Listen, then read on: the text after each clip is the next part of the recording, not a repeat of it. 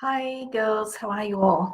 So today I want to speak to you about money values and money beliefs. So we're going to sort of break this down to what you inherited from your parents, but also what are yours as well. Now, when I work with women in the Sacred Contract program, we actually do this as a bit of a visualization, and I do it as a healing technique. So because I'm here we're going to do it slightly different, but yeah, so let's start. So what you need first is a piece of paper and some pen. So if you haven't got that, maybe press pause and run off and go and get that. Okay, now what I want you to do is to really, we're going to look at both your parents first, but at the moment, just really think about how did your parents show you what their money values were. So what was their behavior or what was their actions? So for example, you know, with when I think to both of my parents, my dad was a sales rep. He wasn't home very much. He was always off selling things. And then he'd go to the pub, and that's where he'd say, you know, having a beer and a whatever with all the fellas was where he got lots of business and did sales as well. So my dad really worked long hours and he really wasn't home that much. Whereas my mum actually, she worked long hours too, but like school hours. But she was the one that had to do the discipline and all of that sort of stuff as well. So I really learned that to earn any little amount of money, you had to really work hard. And, you know, even remembering when my parents wanted to put an extension on, like how hard it was to go to get the money from the bank and how they had to work even longer to pay that loan off. So that's really been quite entrenched in me, is, you know, really having to dig deep and work hard and work long hours and put in so much effort, and you really don't get that much wage from doing that. Okay, and then what I want you to do, so write that down when you've had a thought about by your parents' actions around money or making money, what was it like? Right, now let's go with one of your parents. So if I look to my dad, so I'm going to write on your piece of paper your dad, and write down the qualities that he had around money. So you might want to think about, you know, what were his hours? What sort of work did he do? What was his education?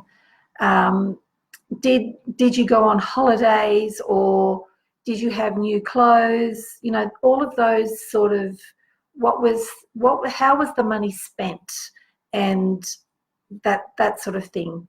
So I know for me that my mum could make clothes, so lots of my clothes as a young child she made. Our holidays were actually going back to Bathurst to visit all our family and friends and cousins. That was our holidays. It was only years later that we had a holiday to the beach. All right, so really take some time to write down those qualities and how much time your dad actually had to spend with you in the family compared to working hours as well. So again, you know, writing that down. Okay, and then let's move on to your mum. So again, thinking about, you know, what were the hours that your mum worked?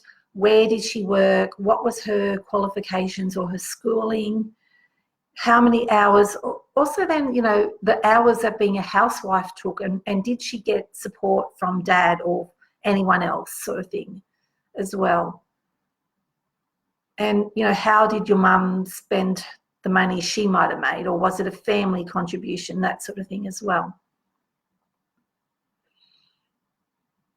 Okay, and then come to yourself now, and this is where you really need to be quite honest and vulnerable and raw, and really just sort of think about, all right, so from your dad, what qualities have you picked up around work ethic and attitudes?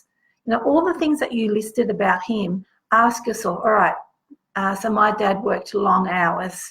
So is that something that I myself do? Yep, sure is. Do I believe that I have to work long hours? Yes, it is. So you're just adding those qualities under your name.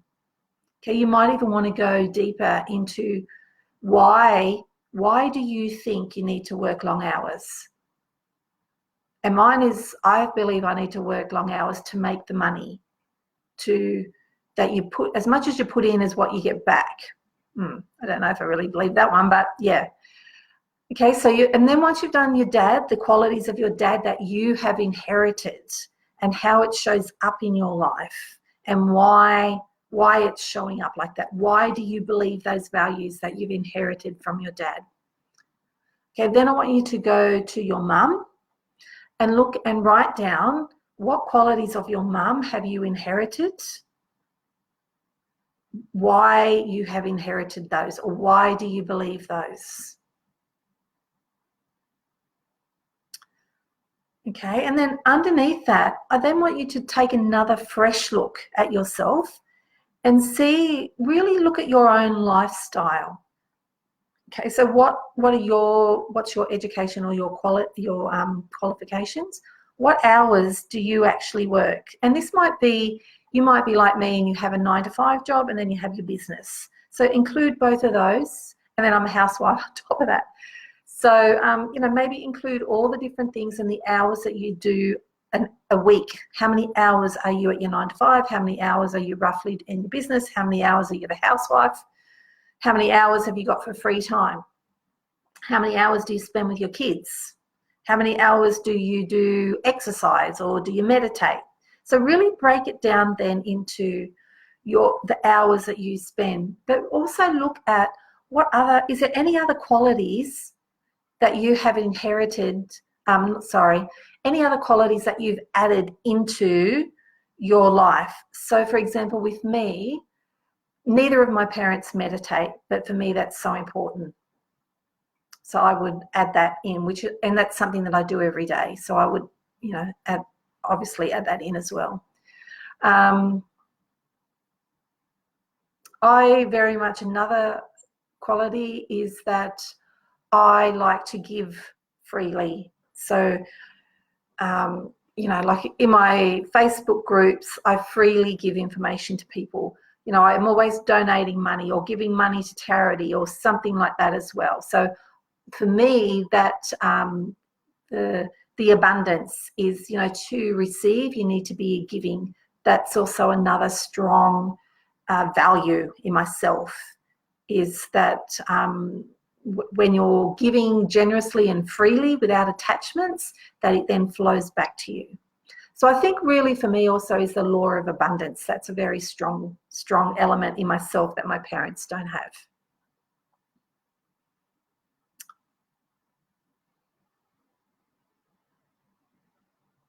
Okay. So once you've written all of that out, then on a brand new piece of paper, I want you to think about what your income is now, and write that down on a piece of paper. What's your income now? And what is the income that you would like to be working on or like to be receiving? And this might be, you can do, if you've got your 9-to-5, you can write that down, but also in your business and what it is now and what you would like to be receiving as well.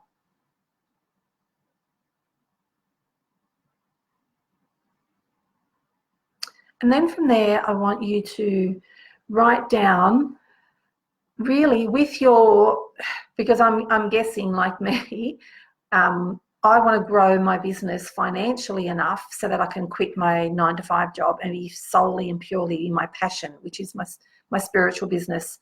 So then really jotting down what are some things that you would need to do to help your finances to grow. And, just close your eyes, come into your heart center, and even just saying out loud or in your mind, what do I need to do to grow my business? And then as you're breathing, just really listen. Perhaps you might hear in your mind your guides telling you, or perhaps you might feel it in your body. For myself, my guides are saying to me that I need to keep putting myself out there, like, keep posting on my YouTube channel and posting in other people's groups and coming onto my groups and offering my services. You know, it's like consistency for me as well. So just jot down whatever it is, and you can be as explicit as you feel you need to be, or you're hearing that voice or that nudge or that gut feeling or that knowing or that heart center about what things that you need to do to grow your business. Or you might just have, like I just said, that I need to keep turning up each day, being consistent on social media. Okay, and then if you want to expand on that, you can expand on that. So this is how to grow your business that you feel heart-centered and love and joy about. Now, if currently at the moment you haven't started your business, you're not really sure what you want to do, well, maybe come back to your heart center and say, all right, what sort of business or what am I really, really happy about doing that I would like to share with other people? What's my purpose in life? And then writing that down on a piece of paper.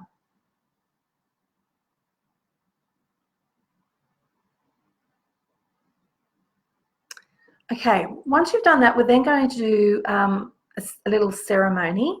So I'm not sure if you're in Australia, if you're allowed to burn anything, but hopefully you are. Start by ripping the pages up into little pieces and possibly putting them, like maybe you have like a fire pit or a barbecue or some sort of thing that you can put the papers in so that they can sit, maybe like a bucket. Oh no, but a bucket's plastic, isn't it? Something that you can put the papers in safely.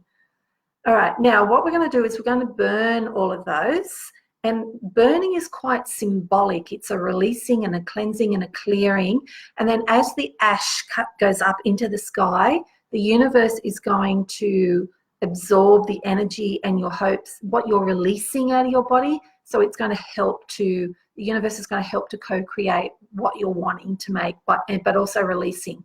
So before you burn it though, you need to come up with an intention statement or some words. So basically something like, I am releasing and clearing out of my mind, body and spirit what has been holding me back in my business, what I've inherited from my parents. So I'm ready to move forward with my business and be abundant in all aspects of my life. Okay, so you might want to stop and start and write that out, what I just said, or perhaps you would like to come up with your own, something similar. Once you have said that, then light all the bits of paper that are torn up, and you might like to put your hands in prayer position and say that again. Okay, so my guides are saying it 3 times, the power of 3. Okay. Right. And then the next thing, and this is a really important step because we're actually into the age of Aquarius. So on Tuesday, the sun came into Aquarius, and Aquarius is to do with water. So what I want you to then do is either have a shower or maybe put your feet in some water if you have a pool or a beach or something near you, or even just to bless yourself. And I know that's some of you who aren't Catholic or religious might not want to do that, and that's fine. But it's like the water is the final cleansing and clearing, but it's the rebirth. So the qualities that you, when you connected to your heart of what you need to do to expand your business and to get that money coming in, that's what the water is doing. It's fully washing away anything that's left over from the fire burning, but then it's helping to grow. So the water then is nurturing, so it's clearing, washing away, but then it's nurturing your body, and it's also going into your cells. So as you're drinking lots of water to hydrate yourself, the water is also hydrating your cells and help to plump them up so they're full of abundance as well. So having, as I said, having either a shower is the best option, or a bath, or putting your feet in water, or even blessing yourself, you know, put your hands in the water and bless yourself. And that's really going to help. And again, set an intention with the water, as in, let me think. My intention is the water will fully cleanse my mind, body, and spirit, and bring the gifts of abundance and money into my life. Money, abundance, and prosperity into my life. Or you might even like to add health and happiness as well. Okay, and then have your shower or bless yourself or put your feet in the water. And then just stay in the water for as long as you feel you need to stay there. You might want to have a sing-along or wash your hair or whatever else you may like to do while you're in there, shave your legs. That's all good. And so that's the end of the ceremony. Now, so this is a great way of releasing and clearing the money values and money blocks from your parents, because you're identifying them separately and how they have manifested in your body. And then by writing them out, you're releasing them and burning the paper. So as I said, these are very symbolic. The fire burning and then the water is very much of a releasing, but then a renewal and a rebirth as well. As I said, when I do this in the Sacred Contract program, I do a visualization where we go a lot deeper into this, but that's a bit hard to do with all of you, this way. So by doing this technique, it's really the start of you being able to work on smashing that glass ceiling above your head and really calling in the money and the abundance that you want in your business to prosper and have a full life. All right, I can see. Thank you, Jade. Thank you, Sherry, for watching me. And everyone else, let me know how you go with this activity. If you've got any questions or queries about it, just post them below. I'm more than happy to help any of you. Or if you've got anything else that you would like to ask me, feel free to post that in here as well. I'd love to know how you go with doing this activity. As well, because it is quite powerful doing the writing and burning it and then having the shower to cleanse and clear. And it's like when you get out of the shower, even though you'll be wet, your body should feel lighter and clearer and clear. It's like crisp snow air that you're breathing in. That's how your body should be feeling afterwards. Okay, I hope you all have a lovely day, and I look forward to reading how you've gone with doing this activity yourself and bringing prosperity and abundance into your new business. Bye.